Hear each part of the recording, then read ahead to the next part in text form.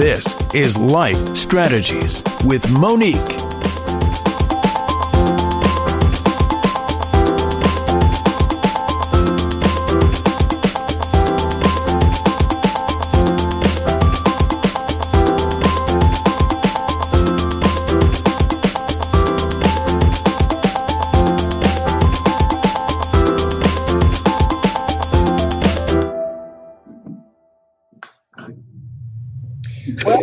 Well, hello, everyone, and welcome to another episode of Life Strategies with Monique.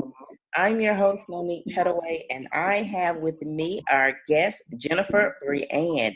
She is an avid social media entrepreneur who holds a deep passion in helping others find freedom in their words, voice, and their language. She is the founder of Pens to Prison Ministries and Girl Stop. And she is also an author of several books, first book being Letters to an Inmate, number 127039, Letters to My Molester, and Girl Stop and Speak, Affirmations for the Life You Want to Live. She's an awesome woman of God, and I'm so excited to have her on my show today. Jennifer, welcome to the show. Thank you so much for having me. I'm so honored to be here, so glad to be a part. Thank you so much, Miss Monique, for having me.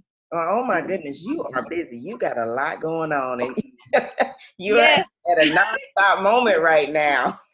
Yes, I am. A lot of people, even my family, actually, they'll call me and be like, what are you busy doing? That's kind of there. And I have to correct them. I say, I'm not busy. I'm productive. Sometimes, we can really get down in the weeds of thinking we're doing a whole lot and that we're accomplishing a lot, but we're not. So I really have to, reprogram my thinking into being productive and making sure that I'm constructive and that I'm building all of these things out and they're actually getting somewhere. So yeah, it's been that part alone. It's just been a journey and making sure that I'm balancing everything and getting to where I really want to be in life. Yeah, that's awesome. Well, I'm loving it because I love what you're doing. It's just so empowering. So I want to go ahead and get started. So my listeners, go ahead and tell my listeners a little bit more about you, your background, so that they can know a little bit more about Jennifer Brianne. Sure. Okay. Well, as Miss Monique has mentioned, my name is Jennifer Brianne. I'm originally from Jonesboro, Arkansas. Her and I crossed here in Mobile on the Gulf Coast. I have been in Alabama for just 4 or 5 years now. A lot of people ask me, will I make it home? I don't believe I will. I think I'd probably come back to this state at some point in life, but I don't really foresee it being home. Other than that, born and raised Jonesboro, Arkansas. The way I came to Alabama, I got my undergraduate degree in communication. I played college basketball as well. And I played under Coach Terry Fowler and that head staff. And so had such a great freshman years when I came under him. And started every game. We made the NCAA tournament, had a really great run, had a 2011 season, which is a big deal if you don't know. He got hired at South Alabama. And I asked him, I was like, I'm a freshman. I'm playing with seniors. They're about to graduate. Don't leave me here. Take me with you. And he was like, no, we're not going to get into pulling players because they left late. So I understood.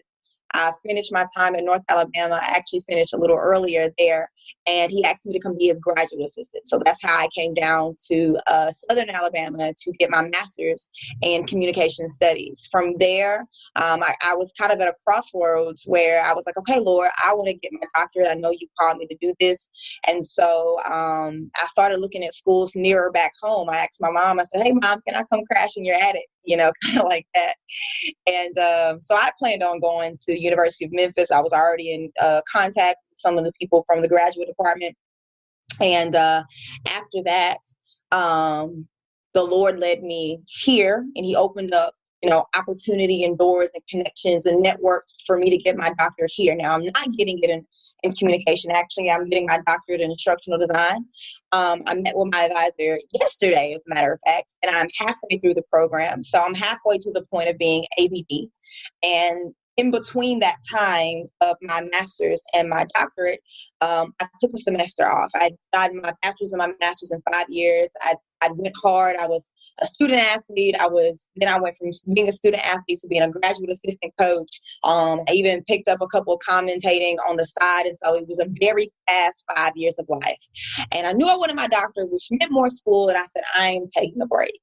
In that break, some amazing things happened. First, I found out what life was like as a young adult out in the world without school. We all. Wow. Okay. I'm talking about real bills. I mean, not that I can already have them when I move here, but I don't think we prepare college students enough for that, but that's a different story. Okay. But after that, actually, October of 2017, this month, 2 years ago, I started blogging, and I started a blog called Girl Stop. At the time, Girl Stop was a blog centered on all things girl, all things Jesus, and everything in between. It was targeted to teenage girls. And I realized very quickly, actually, that a lot of people don't or may not read the blog, but they might watch a video. So then I started a YouTube channel called Girl Stop. So I'm blogging, I'm YouTubing. We're rolling now into 2018. I've applied to the doctorate program, but it won't start till summer. So I'm, heavy content. I've started posting and things are moving. It's beautiful. And then I recognized around December, I was like, I'm going to finish writing these books. I had this idea. That's where Letters to Inmate that was mentioned earlier in the bio came about in my break. Right after I graduated, the first thing I did, I graduated with my master's fall of 2017. I graduated on, we'll say the 10th. And by the 11th, I shut myself up and was writing. And I wrote all of that book in about 3 weeks.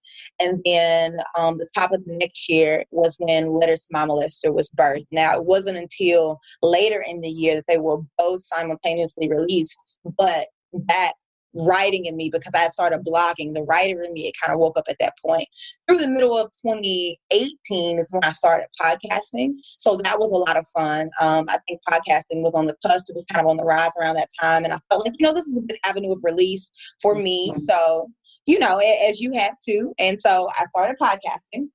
So, Jennifer, and you've mentioned two broad topics, and I know I mentioned in your bio, you have two different books. You have Letters to Inmate number 127039, and then the second book is a Letter to My Molester. Now, those are two different broad topics, and I have to ask, what inspired each one of those books? And I know my listeners would like to know that as well. So, what inspired you to write both of those books simultaneously at the same time? So what inspired? I get this question so often, and when I explain it, it's going to make so much sense. It's actually really simple. My aunt was doing time in prison, and the inmate number on there, number 127039, that is to her. That was her number. Okay, so as I began to write her, I realized more about the prison environment. You got bars, you got bondage, you got handcuffs and chains and lockdown and security. And I realized there was so much that was locked up on the inside of her. And even though I was writing her a prisoner, I recognized that I was still prisoner and victim to my own self, because I had not dealt with something that had happened in my past. And so that's why these two works came across together, because after I finished writing Letters to Inmates, I felt led to write a Letter to My Molester, because I needed some release and some freedom from my own captivity. Mm-hmm. And that is how those two stories came together. And that's why I felt, even though, again, like you said, they are very, completely, extreme, very, definitely. Yeah, definitely. But for my life story, they come together very simultaneously. They're almost, in a way, I really probably could have wrote them as a part one and a part two, but I feel like the purposes of the books go to very opposite audiences. Yeah. So Yeah. And something else you mentioned, and which I can completely relate to, when you talk about letters to an inmate, and it was your own being in prison, but what it means to be in bondage for the person on the inside. And I totally relate to that, because I think that's the one thing that a lot of people do not know and do not realize, that when you do have a loved one in prison, just because they're in prison doesn't mean that you don't go to prison with them, because you absolutely do. I mean, it may not be a physical prison, but it is absolutely what we call a mental prison. You end up in your own bondage, because it is just so different. And I don't think a lot of people truly understand that.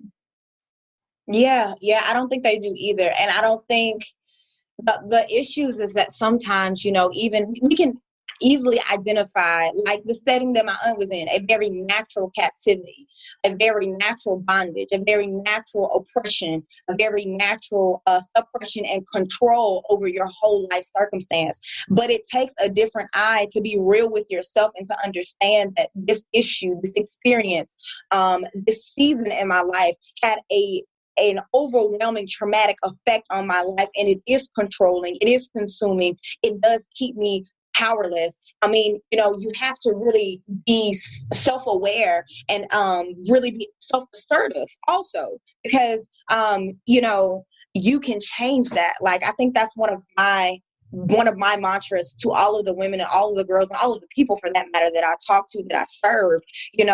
I believe that we have control. Now, we were not responsible for what happened to us, but I do believe that we have a responsibility to own our own healing. And I really believe that that's where Girl Stop and Speak Affirmations for the Life You Want to Live came from, because I felt every time I was talking to different women and different broken people, I realized that we didn't have the tools, we didn't have an empowerment to help change the situation or change the language that we were putting on our own selves, on our own lives, on our own identities. And I think it's so imperative that we use our mouths to be the avenue of the language and the voice and the words and the freedom that we want to experience. Mm-hmm. So in your book, The Letters to My Molester, and I pray that a young lady or a woman or whoever is out there listening is truly understanding the power behind the words that you're absolutely saying about own your own thing, and you absolutely have control. What is it that you would encourage that individual who that may be speaking to? What is it that you would say to them to help them in their circumstances? Because I know it's a silent place that people just don't, who are going through that may not acknowledge. So what would you say to that woman? I would say to that person listening, if you identify with that part of my story where you have went through something traumatic, some traumatic life experience where you were raped, sexually abused, molested, sodomized, you were taken advantage of, right? There was a part of you that was forcibly taken away from you without your permission, and you are left to cope with this. Maybe you don't want to voice it. Maybe you have voiced it and you were called a lie. Perhaps you tried to voice it to the right people and they didn't believe you. Maybe you did voice it and there was action taken, and so there was legalities and all of these courtrooms and all these other harrowing experiences that were attached to that. I've been through every single one of those things, and I just want you to know that for you and your next stage of life, the first thing you're going to have to do, I believe, is write your letter. One of the best things that I did through that season of my life, through those seasons of my life, was writing. And I would suggest writing to anybody. The reason why I suggest writing is because that paper is non-judgmental. That paper will hold all of your secrets. That paper will allow you to talk as much as you want. You won't be annoying. You won't exhaust the paper. You might exhaust your hand. And if you're typing, you might get a little finger cramp, but you can say as much as you want. You can be as loud as you want. You can be as detailed as you want, or you can say as least amount as you can draw if you want to. However you want to express and release, I believe that paper is one of the safest places for you, especially if you find yourself in a place where you've tried trusting and you aren't able to trust anymore, or you don't want to believe that anybody will actually believe you. That paper will not call you a lie. And so for me, healing through the paper, finding you a journal, that safe place, I'm telling you, it will transform your life. The more you begin to trust and release and pour, you will recognize that you have more to say than what you thought you had to say, because for the first time in your life, you're not interrupted, right? So that's the first thing I would say. The second thing that I would say to that person who's been through this, you have to position in your heart and your mind, you have to commit to your healing process. I'm not saying it's going to be easy. I'm not saying it won't be challenging. I'm not saying that it won't be extended. That is all up to you. And you also have to come to grips with like, you are confronting this issue. You're going back to this issue, but from this point, you're going from a place of total control. What happened to you, I want you to know that if you've never heard it before, you're going to hear it now, that it was not your fault. You are not to blame. You are not at the wrong place at at the wrong time. You did not have on the wrong thing. It had nothing to do with what you put in your body. It had nothing to do with who you trusted. You were a victim, but I want you to know that you can be a victor and you can be more than a conqueror, because that's what the Bible says. It says we are more than conquerors through him that loves us, and greater is he that is in us than he that is in the world. So that was an attack. I'm telling you right now, get all of the junk and the religious lies out of your head. God did not ordain or orchestrate that for your greater good. God does not need to harm you in order to help you. God said that he has plans to prosper you and to help you to exceed, that he has exceeding abundantly above all for you, that he has a life of abundance for you. So go ahead and get the religious jargon out of your head. Let me just help you. Those are probably people that meant you well and that had no way to connect you or your situation. So again, God bless them, but that is not a lie that you need to resonate as a part of your healing, because that's not true. You can't stand in healing and not be in truth, right? So again, you have to also remember that God is near to the brokenhearted and that he binds up your wounds. And what you need on the inside is a soul binding, because something was broken, it was breached, it was taken from you, and you have a God-ordained covenant to healing, because that is your Abrahamic covenant right to riches and wealth for your heart, for your soul. We're not talking about a tangible manifestation. True, I'm not sure your traumatic situation. Perhaps there was something tangible taken from you. I was talking to a lady the other day, and she was explaining how there were some physical things that were broken and that were taken and that were stolen. And I told her honestly, like, things can be replaced, but your life, your mind, your mental well-being, your soul wholeness, that can't, right? So again, you have to trust in the Lord with all your heart and believe that as you commit to walking out your healing day by day, walking out those steps of forgiveness, confronting this issue from a place of power, knowing that you are now in control and that you have all rights to healing, that you can and will overcome, that this part in this season of your life will not define you. I think a lot of times we allow these situations, these issues, these traumas to define us, and we settle there, but that is not your identity.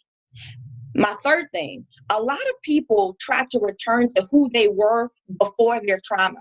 And let me tell you something, this trauma, this experience, it placed a footprint in your life, okay? It did make a stamp. Just like, you know, if I were to drop an iron on my leg, I have a scar from where as a baby an iron dropped on the back of my leg.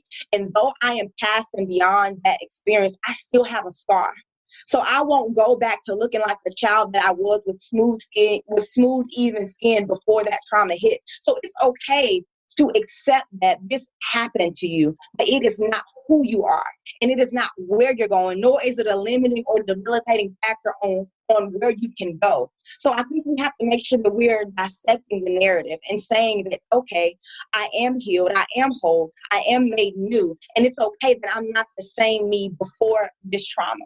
Okay, so that's kind of one of the things you kind of take with a grain of salt, because, you know, let's say that, you know, before this traumatic experience, you were maybe very bright, right? Very bubbly, very open. And then when this traumatic experience happened, maybe you shut down, maybe you became quiet, maybe you were very reluctant and you didn't want to be in crowds.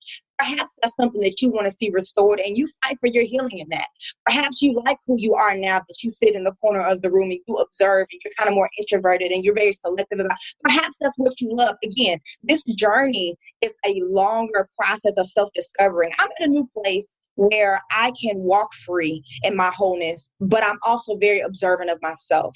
And that's something you will continually and forever walk out, okay? So again, those are my main three things to that person, and I pray that the Lord and his strength and might be with you in every single way, in every single avenue, and you do not have to feel alone. I know that Miss Monique has some amazing resources for you. Just her podcast alone is so life-breathing that just tuning in right here, I'm sure you will find messages just like what I'm saying that will build you in your confidence and your identity and unleashing your greatness, as well as myself. So again, we're two powerful women working in the world to help you become better. So again, like, we love you, whoever you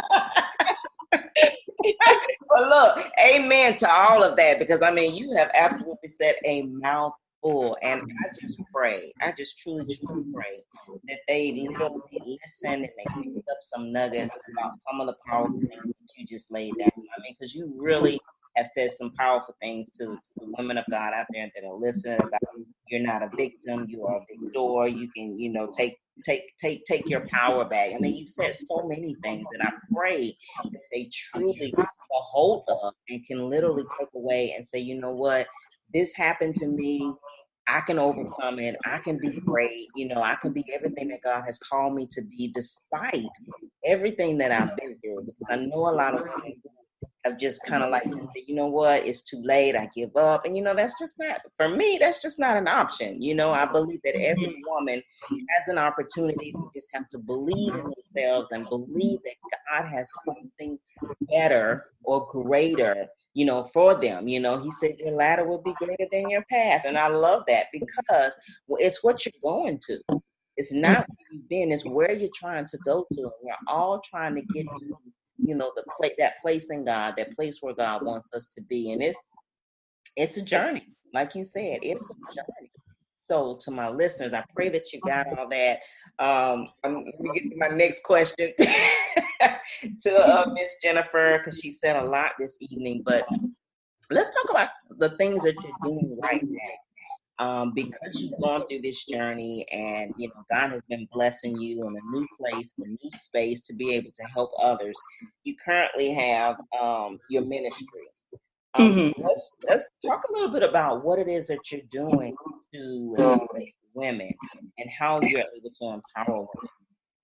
Well, that's kind of the premise of Girl Stop. I focused initially on teenage girls, and I've done quite a bit of various work with teenage girls. I took my work from online and I really got in the community. I have mentorship services where I take girls kind of under my wing and I let them be a part of my life. I let them see, how I build, events and how I go to different events that I get invited to and how I, select which ones I do and don't want to go to. I expose them to different opportunities. I let them see my vision wall and how I grow through everything from class to dating. So they really get access to me in my life. So that's been very powerful. I've seen some very tremendous growth in the lives of the ladies that who have just grown simply by being exposed. I was a young girl that needed that exposure, and I give that exposure, and I see why it has such tremendous leaps and bounds of growth and maturity. And so that's something that I do through Girl Stop. One thing I'm currently working on with Girl Stop is a curriculum. I really don't have time for another business. I would like to make Girl Stop a nonprofit, but I don't have that capacity, and I understand that. But I do love writing. So because I love writing, I'm going to make it into a curriculum where people can institute it on their own, whether they want to do it in their Sunday girl group or they want to do it, in their own nonprofits or in their own, community of cheerleaders or however they want to use it. I'm packaging that for them now, just because I readily am not available. And if they kind of want to contract me, we can do that. Another way that I impact the lives of women, I still post very consistently via social media. That's how this all began. And so a lot of my writing speaks for me. A lot of, I kind of keep an open door policy as far as like my DMs, like, you can message me anytime, send me prayer requests. And so I pray over those. And my writing does a lot more speaking for me. And I tend to gravitate toward women who need help in these areas. Not that I don't get other ones, but particularly like emotional healing and well-being, academic growth, and communication resources, those kind of things. So along with that, I do give out an annual scholarship. So if there is a teenage lady listening or a mother or a family relative of someone who does have a true high school senior, we give out an annual scholarship. So we're on year 4 of this. So we are accepting applications all year round. So I submit that to the scholarships committee, and that helps me pour into the lives of the next generation, on top of the prison ministry. So the prison ministry, we write men and women. And I'm at a place right now where we're about to do our first writing blitz, where if you don't know what a writing blitz is, we're going to get together and tackle all of their holiday cards. So they're Thanksgiving, Christmas, New Year's cards, and then we're going to write up a host of just life, hope, salvation, and prayers for the prisoners to blitz the prisons. And the prisoners, we want each prisoner to have multiple letters from multiple different people and not just their normal writer that they're assigned to from our writing community. So those are the ways that I've kind of honed in myself as I finished school. And look, you are doing a lot. So I mean, I'm just saying, like, praises to you for doing so much. And you're young and you're full of that energy and just doing absolutely amazing things. I think it's an encouraging and inspiring, especially for our youth and our young adults nowadays who really need that support of what you're doing. So tell my listeners how they can get in touch with you if they want you to come speak or if they want more information about your Pens to Prison ministry or your Girl Talk and Speak. Tell them how they can reach out. Well, yeah, sure. You could just go on my website, www.jenniferbrianne, JenniferBrianne.com. That's JenniferBrianne.com. It's all one. So on my website there, there's a link to Pens to Prison. There's a link that explains more about Girl Stop. And then there's About Me if you want to know more about me. And if you want to connect with me, I'd love to connect with you. I love meeting new people. Monique's one of the new people that I've met, and look where we are. I love meeting new people. You never know, who people are and what they have going on, and I love getting connected. So there's plenty of ways to connect with me on there, as well as my social media accounts. You can follow me on Facebook at Jennifer Brianne. Jennifer Brianne has 2 R's in it, but my name on Facebook is Jennifer, and my personal name, and then you can find my brand page through there. And then you can follow me on Instagram as well. I'm pretty active on there. My Instagram is JenniferBrianne_. So those are the main ways you can connect with me. I have email resources on all of those accounts and sites if you need to DM me directly or email me for any other inquiries. Awesome. Thank you so much, Brianne. To my listeners out there, I pray that you were able to pick up some type of nugget or some strategy that will help you make your life better. Thank you so much for tuning in today, listening to Jennifer's story today. All of her information will be in the show notes, so please make sure you reach out to her. I know she'd be more than happy to reach back out to you. So until next time, all my listeners, stay educated and empowered. You've been listening to Life Strategies with Monique. Contact Monique Pettaway at www.moniquepettaway.com or info@moniquepettaway.com.